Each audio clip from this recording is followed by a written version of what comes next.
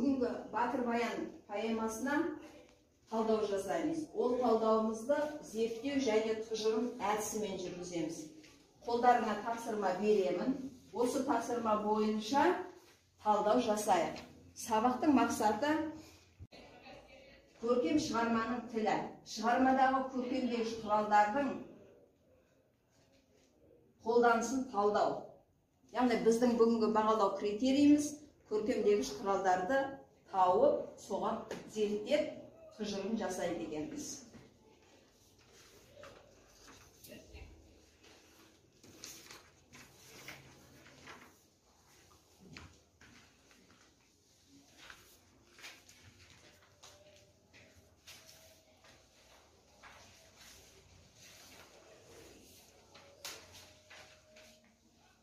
Жұмыс жасайық.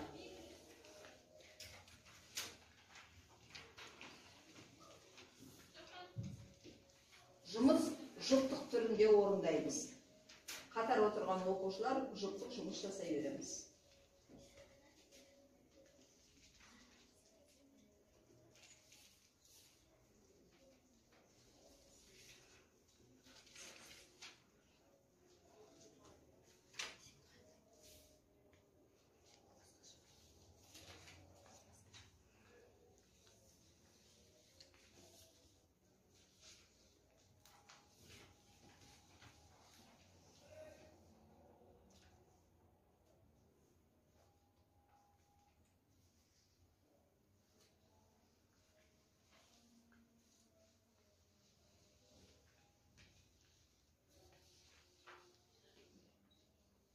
Берілген уақыт бітті.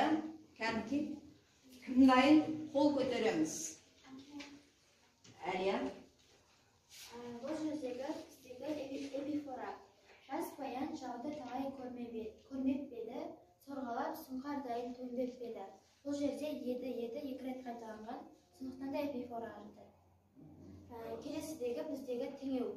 Жолбарыстай, ақ сұңқардай, бұлақтай. Бұл үшеуі теңеуге жатады. Соңғы бірін айт, бәрін айтты басқа батыр, баяндай алашым деп еңіреп еді. Бұл жолы кешігуі жай емес қой. Бұл жерде үш қатар дауыссыз дыбыстан бастапты. Бұл аллитерацияға жатыр. Дұрыс, жақсы. Тұжырым жасаймыз. Біз алдымен зерттеп аламыз, міне Әлия айтты қазір. Зерттеп, көркемдегіш құралдарды сабақтың мақсатына сәйкес зерттеп тауып аламыз, сосын тұжырым жасаймыз. Қалай бейнеленгенін, нені білдіріп тұратынын, осы сөздер арқылы нені байқаймыз, осылай тұжырым жасайды екенбіз. Тағы да кім тапты? Кім оқиды? Қол көтереміз, жұмыс уақытысы бітті.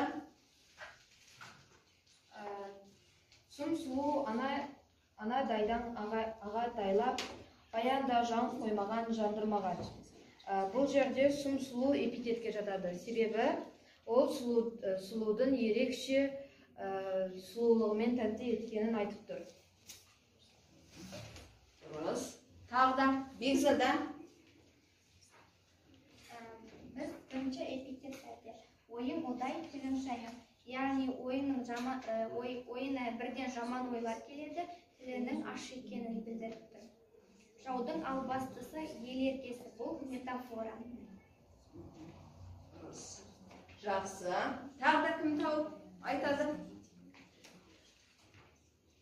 Кәм? Гүлбосын айтады екен. Ер баян сол кеткенен кете барды, арыстан айдады дүбір салды. Батыр баянда арыстанға теңеп тұр. Сонда не үшін арыстанға теңейді деп ойлайсың? Арыстан деген қандай аң? Енді тұжырым жасайық, табылған көркемдегіш сөздерге тұжырым жасаймыз. Мінекей, ал дайындалайық. Тұжырым жасаймыз.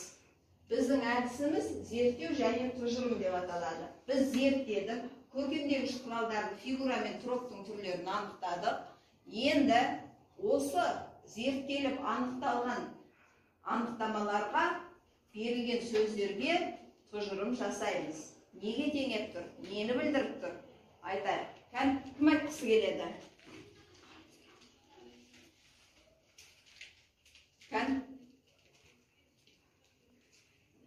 Қол көтереміз.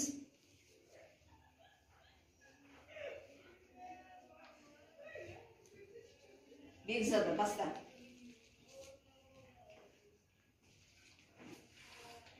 Эпитет дегеніміз заттың немесе құбылыстың ерекшелігін, сыр сипатын бейнелейді.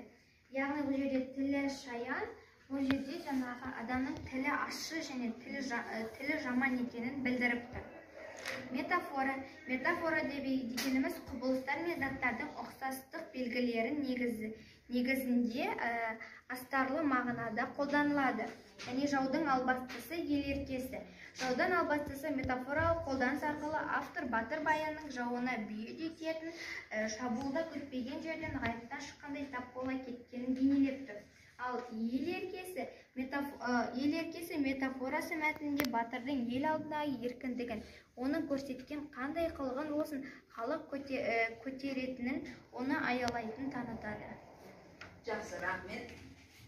Кәмке, енді қысқа тұжырым жасайық.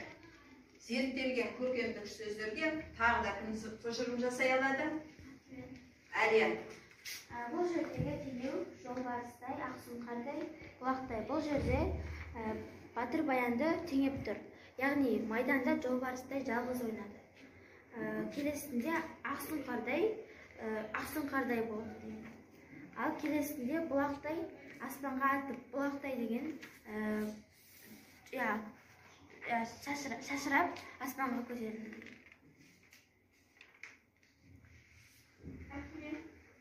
Зейнеп айтамын дейді. Сардала эпитетке жатады. Яғни бұл жерде жасыл даланы, яғни Сарғайған кезі, сарғайған белгілеп тұр. Кең дала, тұжырымды осылай жасаймыз. Сардала кең далаға тұжырым жасап тұр. Отыра ғой. Екінші қатардағы жұптардан кім дайын? Кім өзінің тапқан көркемдегіш құралына тұжырым жасайды? Кім бар екен? Айша, тұра ғой. Тәтті бал, бауыр қатар, жас сұлу.